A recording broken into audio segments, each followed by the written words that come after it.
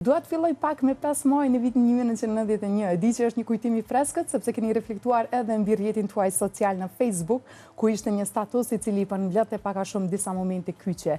Është mbajtur në atë kohë, po bën 34 vite që nga kuvendi i parë i lidhjes demokratike të Kosovës. Çka kujtoni nga ajo datë? Po, faleminderit për këtë përkujtesë. Është sot 34 vjetori i mbajtjes së Kuvendit parë të lidhjes demokratike të Kosovës.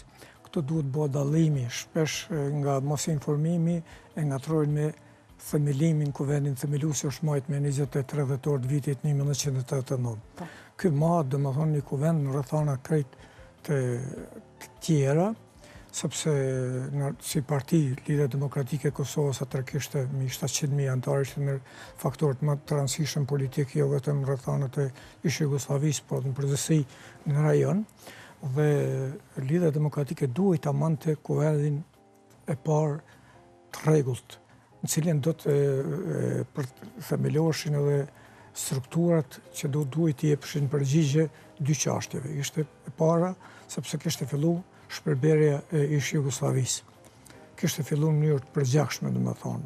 Maj fillon sulmit armatës jugoslave në Sloveni, mandej pason më tutje, por edhe më njëherë edhe ishte konferenca e Hagës që majt pikërisht edhe e trajtoi se Jugosllavia është shpërbim i sipër. Kështu që gjithë asaj lëvizjes që kishte afër 2 vjet, i binte për detyrë që delte me një koncept të ri në rrethana të reja. Rrethana të reja ishin sepse ishte marrë me dy korrik deklarata kushtetuese, vitit 90 fjala. Me 7 shtator ishte marrë kuvendi Kaçanikit që po ashtu kishte shpallë Kosovën Republikë dhe njësi e pavarur. Por ishte edhe disa zhvillime tjera që Kosovën dhe përgjithësi strukturën atëshme politike e detyronin që delte me koncept.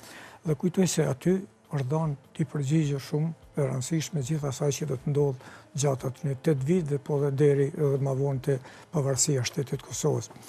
Aty u themeluan edhe Këshilli Qendror i Lidhjes Demokratike të Kosovës për 55 anëtarëve, ndërta ka qenë prej Ibrahim Rgohës, doktor Idrizajetit, Brestovci, Sabri Hamiti dhe tjerë intelektual, Dr. Gani Bobi, ka qenë Gjevdet Gjafa e tjerë. Aty u morë, u shënu kapërcimi prej evolimi politik i kërkesës që ishte për barazi nga themelimi i Lidhjes Demokratike, kuadrit federatës, të pavarësia. Do të thotë se zhvillimet që solën kërkojshin edhe këtë. Prandaj them se kjo është një ditë shumë e rëndësishme. Unë besoj që kjo duhet të jetë ditë që të reflektojnë edhe strukturat politike se si sjell klasa intelektuale të themi, e cila ka qenë ngarkuar me përgjegjësi politike, të cilin rrethanat e ngarkuan për të ardhmen e këtij vendi. Në mënyrë që sfidat me të cilat ballafaqohej Kosova së kohë ishin ekzistenciale, të kapërceheshin dhe të kishin përpara një projekt tonin politik, sepse dije se atë do të vite kapërcime të mëdha gjeopolitike, siç ishin ato pas traumes murit Berlinit dhe shpërblerjes së Bashkimit Sovjetik e tjera.